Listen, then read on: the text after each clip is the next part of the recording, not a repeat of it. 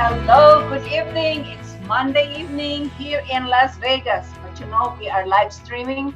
This is Open Forum here at PHLV Radio every Monday, 6 to 7 p.m. I am your host, Josie Harrison, and I have four co-hosts. I will introduce them one by one for you so that you will know who they are. The first one I have is Miss Charlotte Evans. Charlotte Evans is a journalist and newscaster. And I have Ceasar Elpidio, a community leader, and he is a retired Navy officer. I have Dolly De Leon. Dolly, she is a minister, she's a journalist, and she is a bridal shop owner. And I have Miss Victoria Tambunting. She is a paralegal here in Nevada, but she is a licensed immigration lawyer in the Philippines. Am I right? I'm a lawyer. Yeah, I've been a lawyer for 25 years. Yes, but you are in our heart. You are a lawyer. We will. Yeah, not licensed in Nevada though. We will believe you. And tonight we also have a guest by the name of Scott Walsh. How are you, Scott? I'm well, Josie. Thank you. Thank you. And remember, our live streaming comes down from Australia back to the United States, and anywhere in the world we are live streaming. All the way in Japan, Hong Kong, Philippines, anywhere in the Philippines they can hear us. They can also watch us in YouTube, Google Play, Amazon Alexa, and Apple Store. They can watch us on Amazon Fire TV channel, and they can listen to us through Amazon Alexa, Google Play, and Apple Store, and also at Facebook. So now that we are now broadcasting, you can turn on your Facebook, and our listeners, you can start sending us messages, how you feel about our show, and we will read your messages to the people so that they know that you are all listening. So go ahead and comment us on your Facebook. Tell us that you like our show because we are enjoying our show. And now we will go ahead and introduce Mr. Scott Walsh, and I will let my panel, Miss Charlotte Evans, to do the introduction and the interview, and we will listen and join your conversation. Please do so. Josie, thank you. Scott Walsh is somebody I had the fortune of meeting, I guess about 6 or 7 months ago. And Scott works for Judicial Watch. He's the regional director of Judicial Watch. It's a nonprofit watchdog organization that, they're nonpartisan, but at the moment, a lot of what they're investigating does happen to be some of the Democratic scandal that's underway. And I'm so happy to have Scott here to join us and let us know a little bit about what Judicial Watch does, and also some of the biggest cases right now. Scott. Thank you, Charlotte. I appreciate it. Good to see you again. It's good to have you here live from California. Thank you for joining us. Yeah, thank you. Beautiful Welcome, evening. Scott. So Judicial Watch, tell us a little bit about what you do, first of all, and then I know there's some cases in the news right now that would be worth going over. Sure. Well, I'm the regional development manager. I work with major donors who give to Judicial Watch and support us throughout the Western United States. So I have a 7-state territory. I've got California, Oregon, Washington, Nevada, Arizona, Alaska, and Hawaii. And my job is to build relationships with the folks who support us financially. And also to be a resource. I'm a man of faith. I consider myself to be a servant. And if people have questions or they need help with their account with Judicial Watch, I hope they'll give me a call so that I can help make that happen for them. So Judicial Watch is funded by private donations largely. Would you say there's maybe 15 big donors, or is it grassroots across the country, a little bit of everything? No, it's a little bit of everything. We, of course, get no government money, some foundation support, but the vast majority of our support comes from everyday Americans. And we're actually blessed. We've got about 750,000 active donors in the country. For a conservative nonprofit like Judicial Watch, that's a very, very strong number. With regard to gifting, I heard that you can receive donations by estates. Is that right? Absolutely. Yeah. We've got- So why don't you plug that? Yeah. Yeah, sure. We have estate giving. You can give to Judicial Watch in just about any way you can think of. You can donate cars and boats like a lot of organizations do. That's not a big deal for us, but you can do that. There are a lot of people who have been very gracious to remember us in their wills and in their estate planning. Perfect. We can do that. We have charitable gift annuities where you can give a gift now and see the work that your gift will help make possible while you're still here to see that. And you also get some money back every month as a result of that. So there's all kinds of different ways to support us. Perfect. A lot of folks don't realize that an organization like yours is really one of just a few in the country doing this kind of work. Are there many other organizations that are out there being active watchdogs that are independent? ACJL is one. JCL. ACJL's American Center for Law and Justice is more of a law firm. They do some of this type of work. Obviously, Jay is one of the president's attorneys. No, we kind of have a corner on this market. Nobody else who really does the work that we do. And I mean, I'm biased, but I would say that I don't think anybody gets the results that we get. I tell people all the time. Yep. I'm sorry. Yes. Yes, I tell people all the time, we are the best return on investment in the conservative movement. The conservative movement is very large. It entails a lot of different organizations. I wouldn't want to have a conservative movement without the Heritage Foundation and Young America's Foundation and the Leadership Institute. They're all wonderful organizations, but I don't think anybody makes a difference day in, day out, week in, week out, the way that Judicial Watch does. Yeah, I would think that you're the number one watchdog for our system. I don't know anybody who rivals us, including on the left. And we are nonpartisan to what Charlotte said. We are nonpartisan. The way I describe that to people, though, is the reality of the world is that the left gives us a much more target-rich environment. So how will I say that? Who decide as to what particular issue you're gonna take action on? I mean, how do you decide on that? That's an excellent question, Josie. I'll tell you, the hardest part of my job is keeping up on everything that we do. And I don't say that facetiously. I mean, we are active in so many different things. It's difficult for me to keep up on it. We're a very lean organization. We're not very large. Most people think we're this very significant entity in DC. I like to say we punch above our weight. We've got about 52 employees, and of those, about a dozen are attorneys. So when we go into court against, let's say, the Federal Election Commission, we might be going up against a legal department in the FEC that's got 30 attorneys that only do election work. We might have 2 attorneys working on that at any given time. So we're good stewards of the money that we raise, and we really make it go a long way. We've got a very lean leadership as well. We've got 3 executive officers. Tom Fitton, who's the president, who a lot of people might have seen on Lou Dobbs and on Sean Hannity's show and Laura Ingraham. He's on Fox News a lot. He's on Lou Dobbs several times a week. And then there's another gentleman named Chris Farrell. Chris is our director of investigations. And then we have another gentleman named Paul Orphanides. And Paul is actually an original employee going back to 1994. And he heads up all of our legal work. Those 3 gentlemen also make up our board of directors. So we're really lean. When we hear about something and we decide we want to pursue something, there's no layers of management for us to go through to make that happen. So Scott, you guys obviously go for high targets. Can you outline the Hillary Clinton emails are probably your biggest case. I was going to say that. Tell us what your biggest cases are that everybody can be like, oh my gosh, you guys are responsible for that? Well, okay, I'll tell you the story that I said when I spoke at Dragon Ridge several months ago. But before that, I made some notes before I got on because I didn't want to forget anything. And this is just within this month. We've got election developments where we've sued the states of Maryland and Pennsylvania over their voter rolls. We sued the city of Washington, D.C. Some people might remember during the riots, the mayor of Washington, D.C. Decided to paint Black Lives Matter on a street in D.C. And we sued Washington and for the right to paint corporate slogan, which is because no one is above the law on a street in Washington, D.C. I don't think we've heard anything on that suit yet.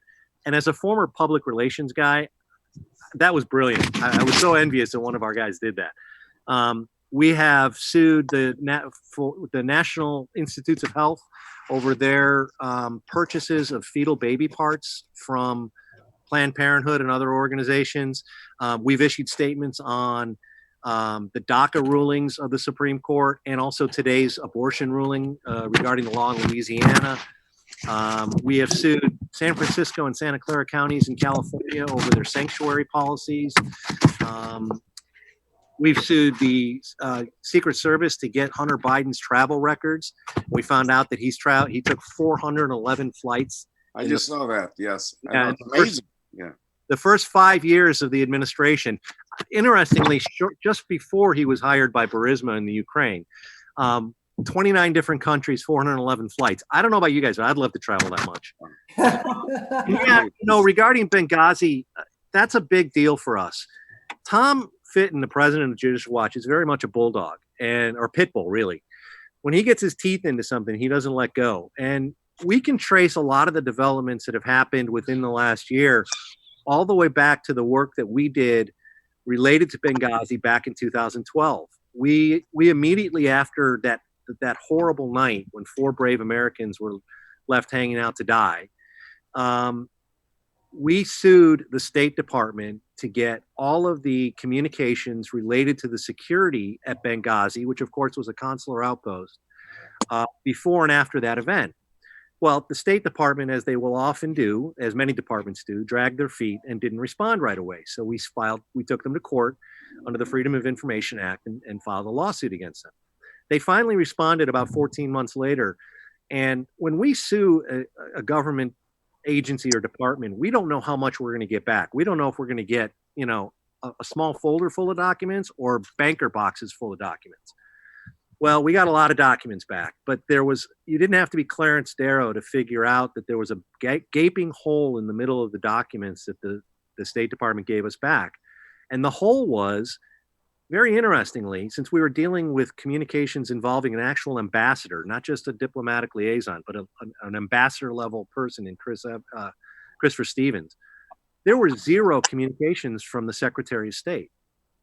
Now, our guys looked at that and they said, that's almost impossible to have happen in that kind of a situation. So, as we will often do, we pursued that with another Freedom of Information Act request. So that led to the discovery of Hillary Clinton's private server in her bathroom in Chippewa, New York. That then led to the discovery of the 33,000 missing emails that she. It led to the discovery that her campaign was destroying laptops and BlackBerries that were under subpoena, which is a felony. We discovered also the communications between her campaign and Fusion GPS and Glenn Simpson, the organization that he used to run, which of course led to the Mueller Russia investigation and the dossier, which of course has been proven to be false. And then ultimately to the impeachment, when the Russian investigation failed, it led to the impeachment proceedings that just concluded, 5 months ago? It seems like 5 years ago with everything that's going on in the country these days. But that's a really good example of how a lot of the work that we do is not unlike peeling back the layers of an onion. That's kind of a tired cliche. I hate using it, but I haven't found a better one. We'll get a trove of documents. We'll look through it, literally every single page of that. And eventually we will find something in there that just doesn't make sense. We've gone back after agencies because we had filed a Freedom of Information Act request for a certain piece of information. They told us that they didn't have it. And then 3 years later, we filed a FOIA request with them for something peripheral, but not really related to it. And all of a sudden we got documents that should have fallen under the Freedom of Information Act request we originally filed. So there's a lot of that kind of work, and it takes a lot of manpower and a lot of resources to do that. My question is, Scott, the Burisma that involved the son of Biden. Sure.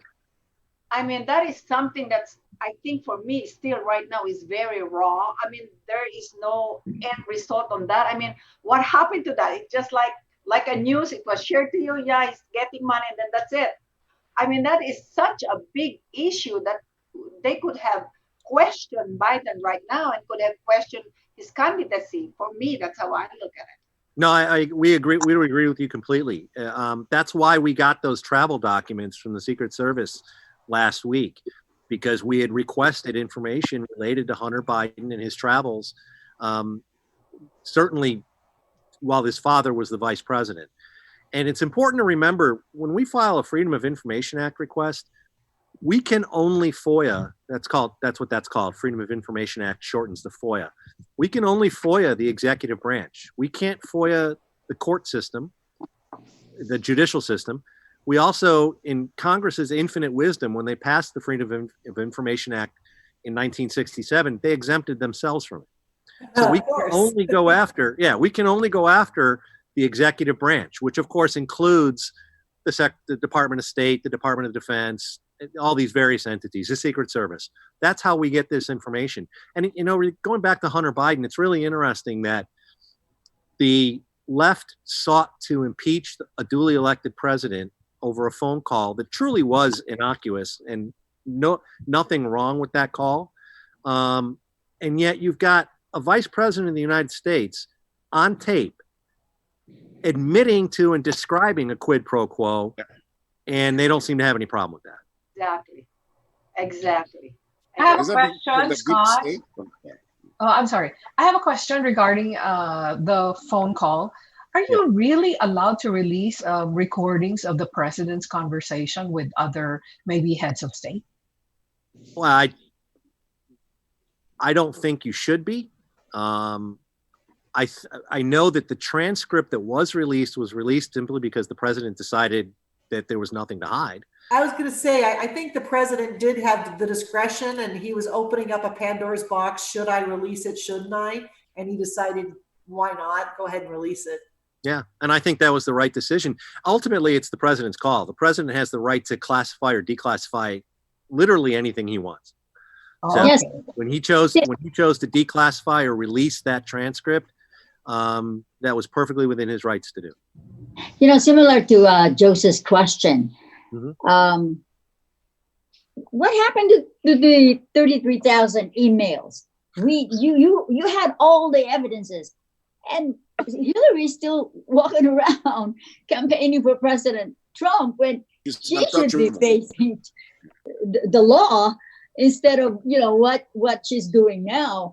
And they're in fact emboldened by all the happenings, in spite of the fact that all the evidences are against her.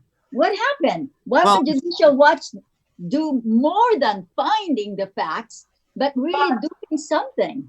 I'm sure that those were all about Chelsea's wedding and yoga. So I don't think there was probably 33,000 emails. It's important to understand what Judicial Watch can and can't do. Our abilities stop short of indictment and prosecution, because I can tell you right now, it'd be a very different world if that wasn't the case. But what we can do is bring a lot of heat, and we can do a lot of investigating, and we can uncover information that other organizations that ought to be doing this heavy lifting, like Congress and the Department of Justice and even the media, that ship has sailed. That's never going to happen.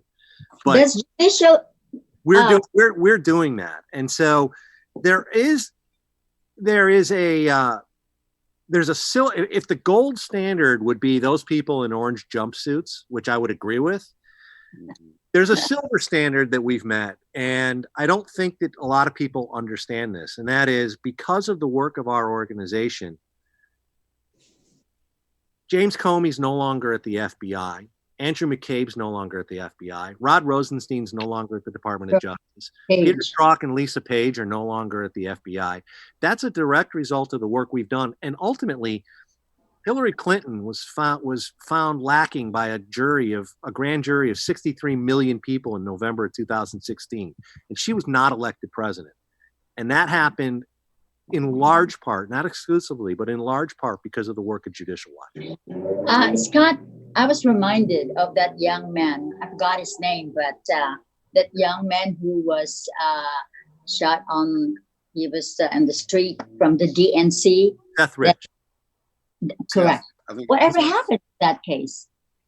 We didn't hear anything more about it. I know Judicial Watch did something about that. We've looked into it. We're still looking into it. But you know what? If the deep state decides they don't want to part with information, it's hard to force them to do it. But we're trying.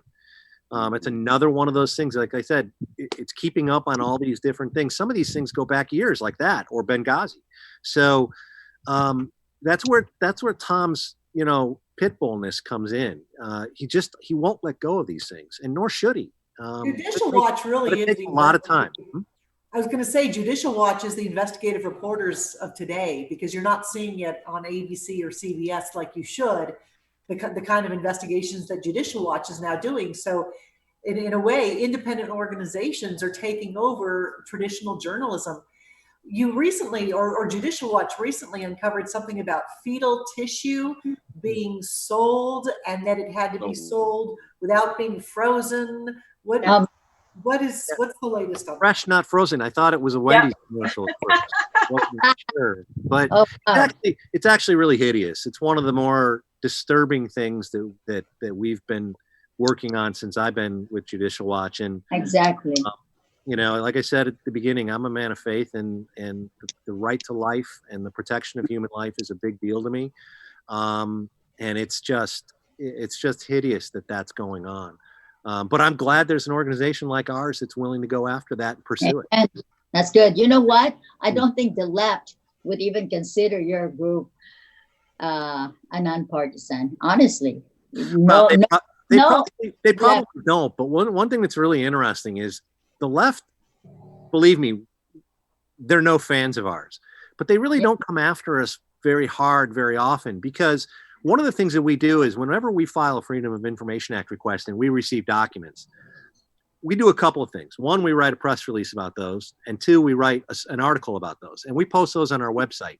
That's a big deal, because one of the things that we are actually at our heart a 501c3 educational organization, even though a lot of what we do is litigation and investigation.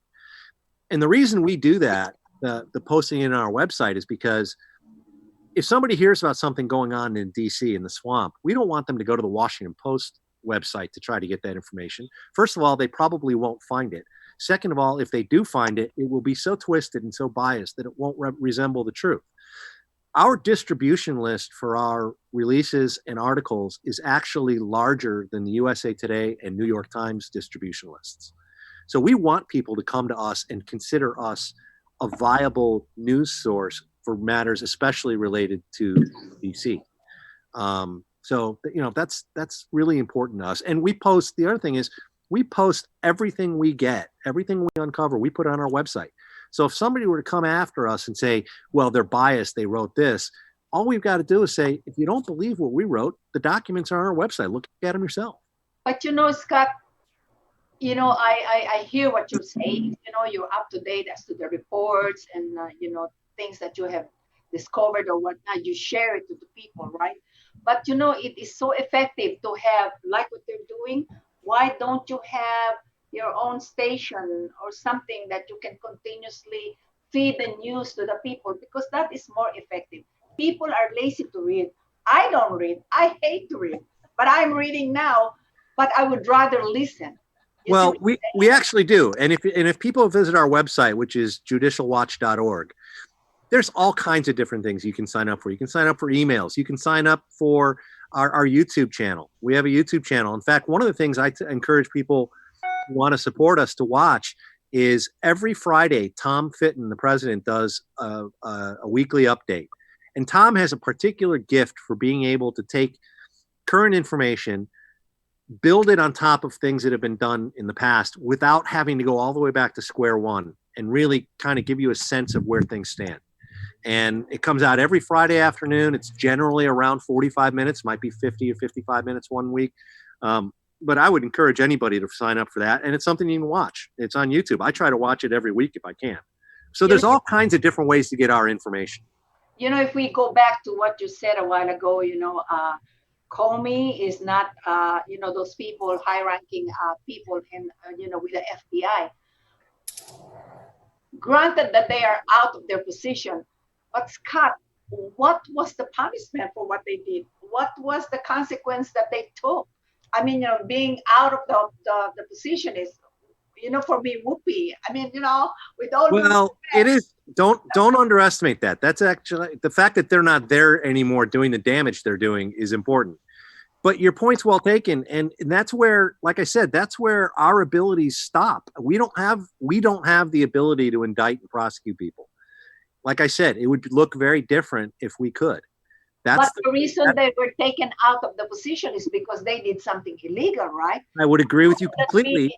And if you're going to say, Josie, that they should be prosecuted, I couldn't agree with you more. But the problem is we can't do that. That's up to other people to do. Specifically, it's up to the Attorney General. Personally, I'm a fan of the Attorney General. I'd like him to go further. I know Tom would like him to go further than he has. But I'll tell you, he's better than any other option we have right now. And is he doing as much as we'd like? No. And Tom has no problems calling the Attorney General out on the carpet and saying, this should happen. These indictments, these prosecutions should happen. But we can't make it happen. And don't forget, too, there's a little thing hanging out there called the Durham Report. And the Durham Report is coming. And all I can tell you is I don't know any more than you folks do, but I'm really optimistic about it.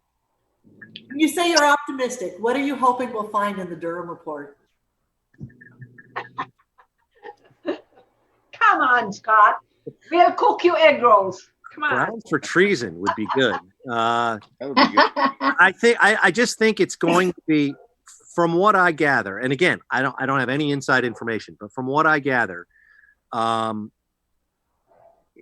of reading into it a little bit, I think it's going to involve more people than a lot of people think it's going to, and I think it's going to be deeper than a lot of people think it's going to be. It's going to get to the next level of I mean, he's been working on this for 2 years.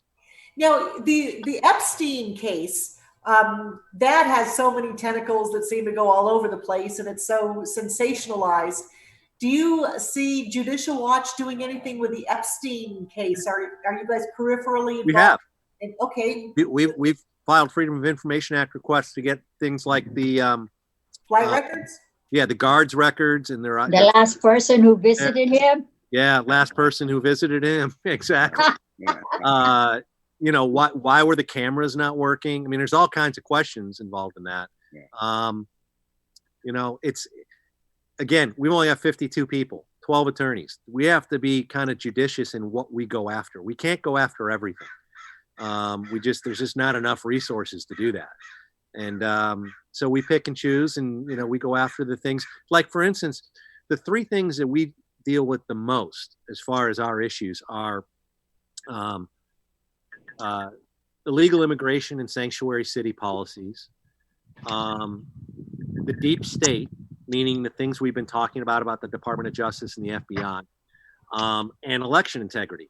And election integrity has really vaulted to number 1 for us because, look, this is an election year. And the reality is the things that the left are doing, and it's such a long list, it's hard to even try to start naming all the different things they're doing. You can start with the Russian investigation, go all the way up through Black Lives Matter and the things that they're doing with rioting in the streets and supporting that and defunding the police. I mean, there's so many different things.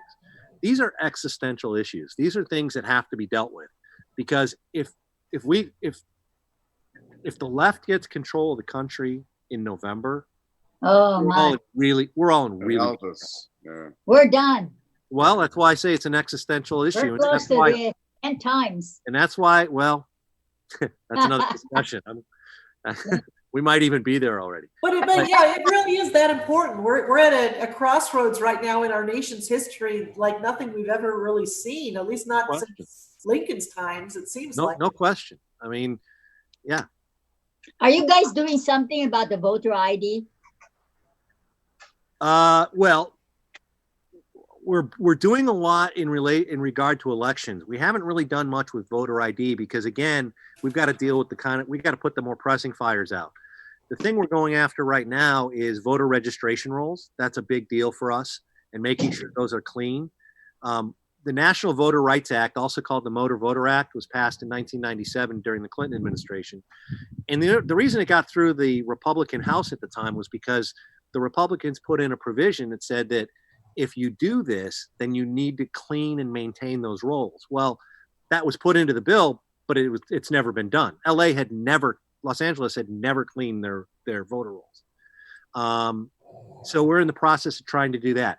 I agree with what Tom says, which is voter ID is a good start. You need voter ID and you need citizenship verification, because where I live in California, an illegal alien can get a driver's license. That would serve as voter ID in most states.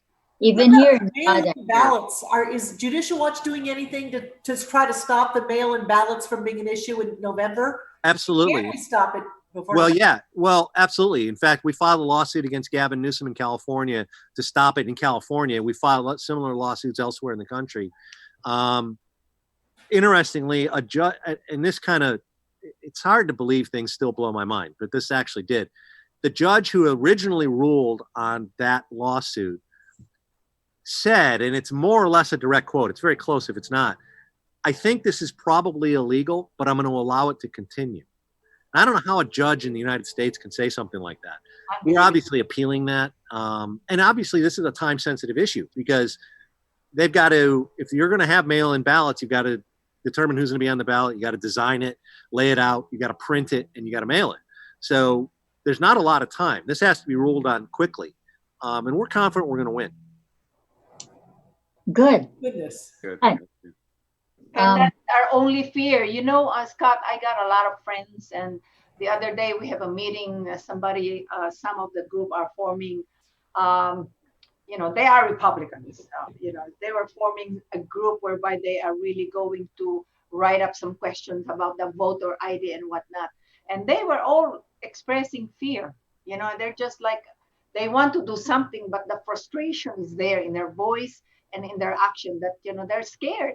They're scared of this cheating in the ballot, mail ballot procedure this coming election.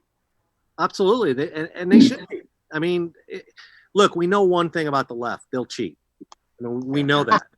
Look at where I live. I'm separated from Orange County, California by Camp Pendleton. Orange County, California has 7 congressional districts. 2 of them were Democrat and 5 of them were Republican going into 2018. In 2018, all 5 Republican districts that were Republican representation swung left. They all went overtime, meaning they went past election day, and all the recounts broke to the left. That's logic. That just, from a logic perspective, makes no sense. For real? That would happen. Yeah, and the longer the counting goes, the more fraud there will be. It's like, and it's amazing to me how the more they count, the more Democrat ballots they find.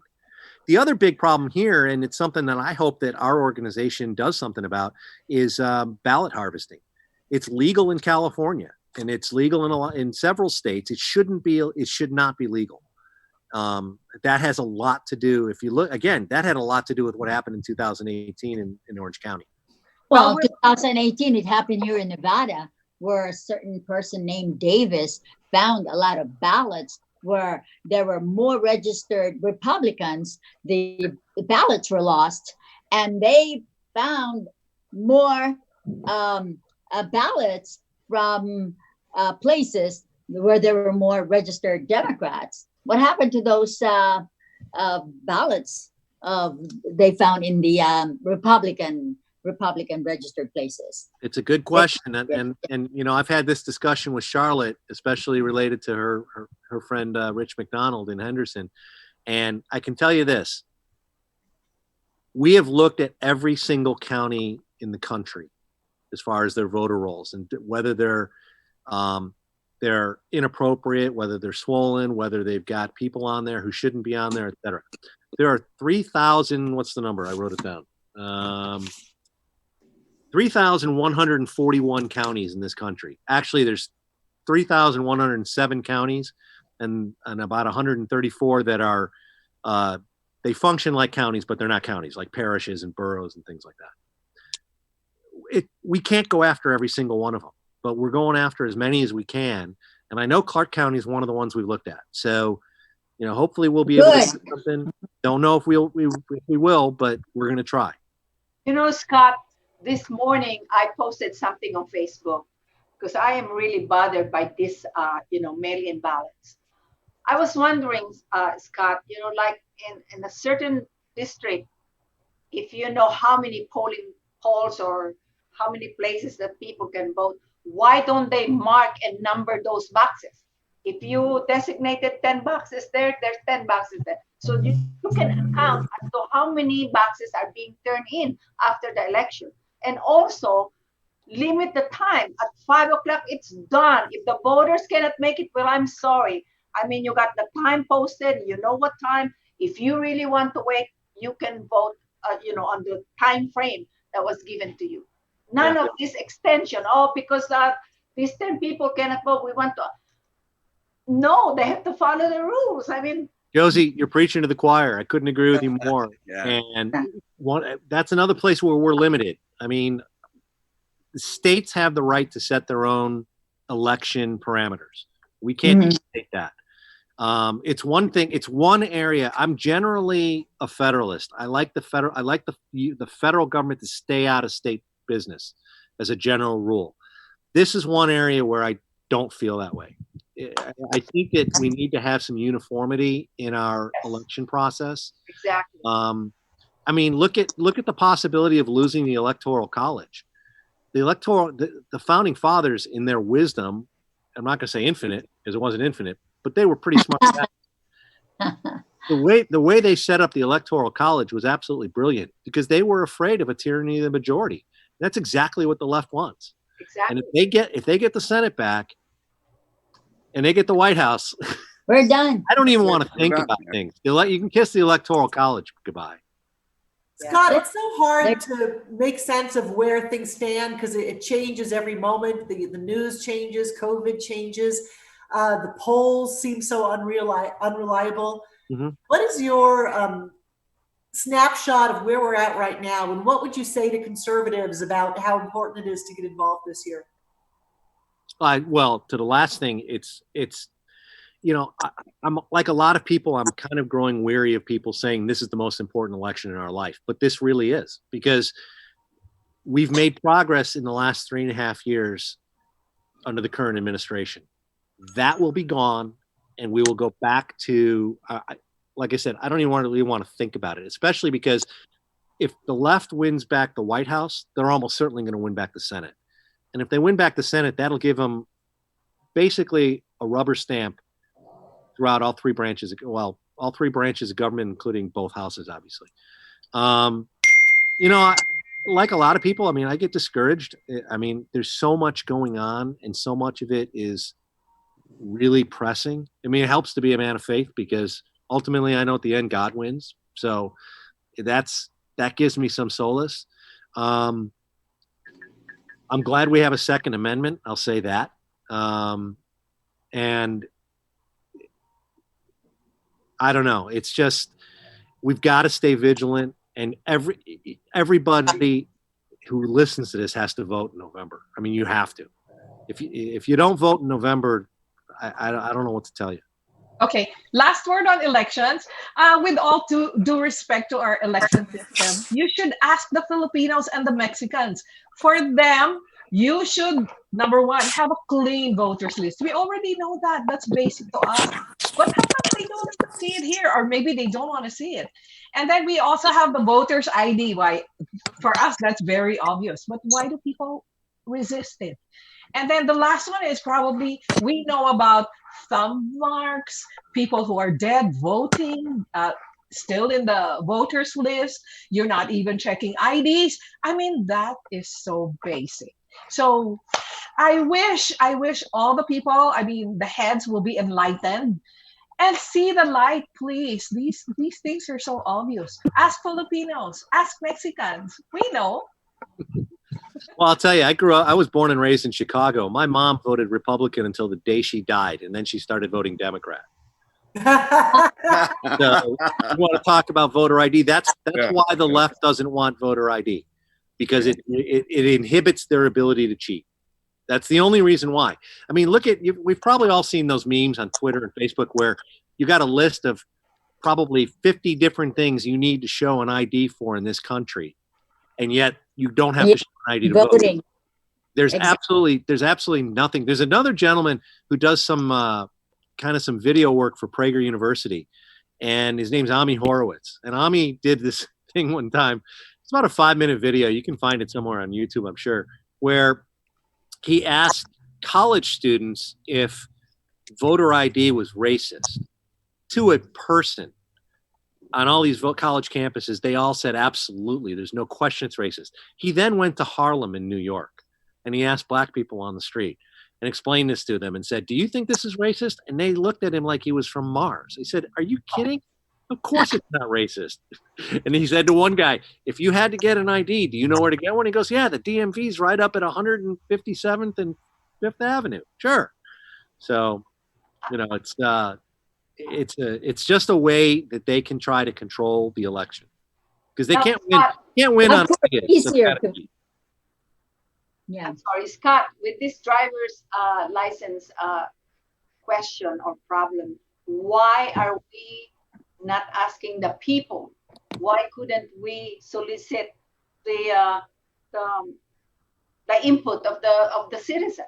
How do they like? Why does it has to come from the government and say, you know, you don't have to show your driver's license, whatever? Again, it's a state issue, Josie. And I'll tell you what, look at where I live. It's the knuckleheads that live here that have elected these people. Yeah. I don't trust them to make that decision. There's no way. The people who live in California, they've got the government that they elected. I'm sorry. You're right.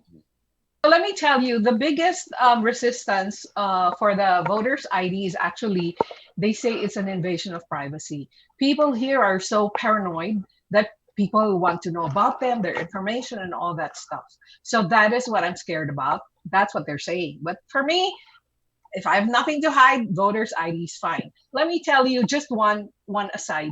I just bought a car like 2 days ago. I call it my COVID car. It's just a small one for my dog, actually. It's an XLE Toyota RAV4. And there's a feature there that you press it wherever you are in the nation. You press it and say, help, I have an accident, or I had an accident, or I have a flat tire. That means somebody is listening. So everywhere, somebody is listening. Yeah, right. That's why Alexa's always listening to me. That too. Why, yeah. Why I don't have an Alexa. I don't do those things. I mean, it's just it's insidious. It's everywhere. And to whether voter ID is an invasion of privacy, I'm not sure. I think it's a leap to get to that point. As far as showing, because if you had to show the voter ID and declare who you were voting for, I would agree completely. And believe me, I'm a big believer in privacy. But to say that requiring you to prove you are who you are in order to cast a vote is an invasion of privacy, I personally, and I'm not an attorney, but personally, I'm not going to buy that. Scott, the argument that I'm curious about now is with mail-in ballots. And there's been social media campaigns directed toward younger people, telling them that they should shun their older relatives if their older relatives don't vote woke. And with mail-in ballots, and say you're a senior citizen living with your younger relatives, and I mean, what kind of privacy do you have with your vote if it's in that circumstance, as opposed to being able to go to a ballot, to a voting box? With the mail-in, it seems like the opportunity for undue influence would be even stronger, whether it's in a nursing home, or say, you know, you got grandma living with you and grandma's the one conservative in the house and the grandkids don't want to have dinner with her if she votes conservative. But I mean, what can we do about it? It seems like there's social media campaigns right now that are just insidious, like what you were saying. I don't know what you can do about that. I mean, that's family dynamics and privacy. I mean, I don't know. The only thing is mail-in ballots should be reserved for people who are truly absentee. Somebody in the military, for instance. If you're deployed overseas and you need a mail-in ballot to vote, I got no problem with that. Yeah. If you're truly bedridden or housebound and you can't get out to vote, absolutely you should have the right to vote. There's no question about that. But to make it universal, like Gavin Newsom tried to do by executive fiat, and simply say we're going to vote mail-in, because I'm not a fan of COVID. I think COVID is an overblown flu. Yeah, because it's easier to eat. Well, because it's safer. Well, That's easier, much easier. Did you even Mickey Mouse will vote? In 3 weeks, keep in mind, it makes it a lot easier. Makes it a lot easier to cheat too. Yeah. That's really what it's about. Yeah. Scott, you were talking about what can we do. I was talking to my grandkids, and looks like they're all progressives. And so I told them, I said, looks like you're going to cancel my vote. Me and your grandma, you're going to cancel our votes. So I would prefer that if you don't like Trump, please don't vote the president. Stay away. What's the vote? That's a because vote. they're going to cancel my vote. I don't vote. In my own household, we're canceling each other's vote. There's a lot of that happening right now. You still got to cast your vote. The other thing, everything's not going to change from one election to another in 4 years. In other words, young people traditionally don't come out to vote in huge droves. The people who are particularly motivated and particularly political might, and I think it's going to be higher in 2020 than it has been in the past. But the reality is they just simply don't vote at the level that older people do. And so mail-in will change that though, right? That's true. Mail-in will change it. It could change it. It could. I would think that it would, which is another reason they want it. One other thing I wanted to get in real quick. If anybody watching or listening is interested in this, we've got a booklet. I'm gonna hold it up. I don't know if you can see it. It's 8 things you can do to stop voter fraud. If anybody wants to shoot me an email, and I'll be happy to give you my email, I'd be happy to send a couple of copies to them. One for them, one to share. So. Do you want to give your email right now? If you don't mind, go ahead and give it in case anyone's listening. Sure, no problem. It's my first initial and last name. So it's SWALSH at judicialwatch.org. swalsh at judicialwatch.org. .org, not .com. Are you going to be here on the 13th for the Freedom Fest? Maybe you can bring some copies for us. That'll be a good event. You can send it to me. It's a good question. Is Freedom Fest still on? Yes, there's going to be, I believe it's in July 13. That's a very big event for all freedom lovers. So you guys should go. I've never been to it. It's on the list of things that I would like to go to as a conservative. It's wonderful. I don't have plans about it, but Charlotte, why don't you and I talk about that offline? And I hope it's happening. I didn't know that either. If I can get out there for it, I'd love to. Yeah, I heard it from Wayne Allen Root. You know him, right? The most conservative radio talk show host here in Vegas. So it's going to be in Caesar's Palace, July 13. I believe it's 2 to 3 days, but just find out. So maybe we can meet there, all of us. Yeah, that would be a good place. Yeah. If I come, I'd love to. That'd be great. Okay, perfect. Okay, got one more question. Let's go back to driver's license. How come when a policeman stopped you, like you're speeding or what have you, and you were asked to present your driver's license, how come right now almost all of the people are saying, I don't have to show you anything? Is that a law? No. How about you, Vicky? You're a attorney. I can't say anything. It's not a law. That is your opinion. That is simply, in my opinion, that's simply resistance. Yeah, it is, and it's the left and their hatred for law enforcement and for law and order, really, and the fact that the problem. See, to me, the problem is politicians. It's people who won't stand up for what they believe in. Right. I mean, no offense to anybody here or anybody listening, but I don't even identify as a Republican anymore. The reality is I vote that way because the other side is simply it's not an option for me, just based on things in their platform. I mean, abortion and their stance on God is enough for me to eliminate anybody who's got a D after their name. That means I really don't have a choice.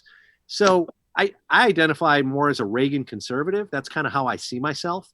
I'm really appalled at how no Republican politicians have stood up for the rule of law over the last 3 weeks. None that I know of. With all the rioting and all the destruction that's been going on, I haven't heard anybody say anything. How about Jordan? Ted Cruz, Rubio. Fox News, Tucker Carlson has been Tucker's been on fire for the last month. Yes, for the last 3 days, and as also Judge Janine, the last 3 weeks, especially Tucker Carlson. Tucker's been incredible for the last month. Yeah. I'm sorry, what, Josie? No, a lot of times that you hear, you cannot be biased or whatever. You just don't talk about Republicans or these things. But there's nothing that you can talk about from the left that you could say, hey, that is a good law, or this is a good program, or everything that is coming out. Like you said, there's a issue again with the abortion.